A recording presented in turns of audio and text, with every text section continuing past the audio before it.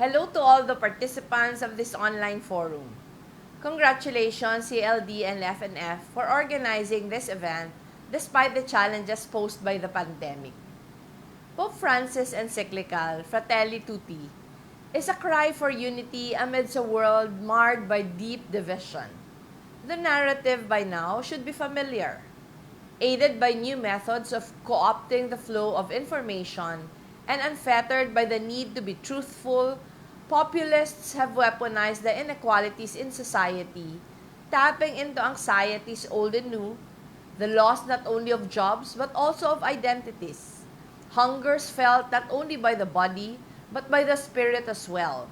The current pandemic, a crisis that has exposed long-standing gaps in society, has only served to intensify the polarities that have calcified over recent years. People who feel under threat, or so the assertion goes, default to self-interest. They see differences front and center and give in much easier to the impulse towards conflict. In our country, disinformation campaigns and even official communications are littered with the language of false binaries: health versus the economy, the undisciplined populace versus the police, medical frontliners crying for a timeout versus online trolls claiming to reflect the rest of the public, and yes, even women versus men, with female stalwarts of freedom, rights, and democracy harassed, attacked, and even put to jail for speaking truth to power. This is the language of populism, us versus them. Look around the world, however, and one would be hard-pressed to find a place where such a conflict-driven mentality has yielded meaningful results. History, in fact, would show that the opposite is true. It is only through pulling together that humanity has overcome the countless challenges that have come its way. And while demagogues and peddlers of disinformation might insist on finding enemies in the midst of this pandemic, our own experience in the Philippines bears out the truth. In times of struggle, the most powerful human impulse is to reach out, to connect, to unite. Across the country, for example, community pantries have become a phenomenon, anchored on a message of solidarity. Give what you can, take what you need. Elsewhere, Filipinos from all walks of life are contributing their skills and dipping into their pockets, filling in the gaps in government response, determined to ease their fellow men's hunger and suffering. From the front lines of healthcare facilities to the back doors of relief centers, from big corporate foundations to a room full of friends pitching in for a sack of rice, we have seen Filipino selflessness, sacrifice, and heroism.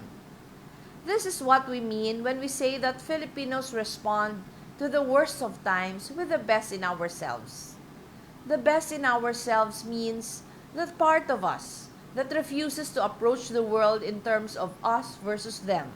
It is that part of us that sees only a hungry neighbor, a tired frontliner, a child desperate to save his ailing mother, sees another human being worthy of dignity and empathy, and helps without a second thought. Our people are responding to the social anxiety, the uncertainty, and the massive gaps in official support in the purest, perhaps most liberal way possible. We are treating each individual as worthy of our compassion. We are finding ways to come together and participate, perhaps even in spite of government. We are affirming the truth that there is no way through any crisis but together.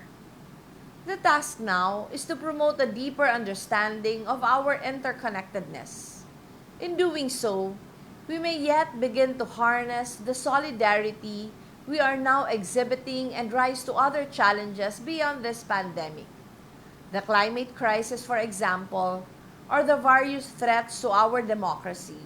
Once we begin to live the truth that our destinies are all intertwined, that indeed the suffering of one redounds to the suffering of all, just as the progress of the last, the least, and the lost redounds to the progress of all. I believe we can also begin to fulfill our collective aspirations as a nation. It all begins, as Pope Francis emphasized, with understanding that no vision can be achieved in isolation. We must tend to it and pursue it as a single human family. This truly has been a challenging year for all of us, and much work remains to be done. But as we continue to engage with and learn from each other, I am confident that we will find the strength needed to sustain our cause. With the spirit of bayanihan, our fellowship, and our faith, we shall overcome any challenge. Thank you very much. Mabuhay kayong lahat.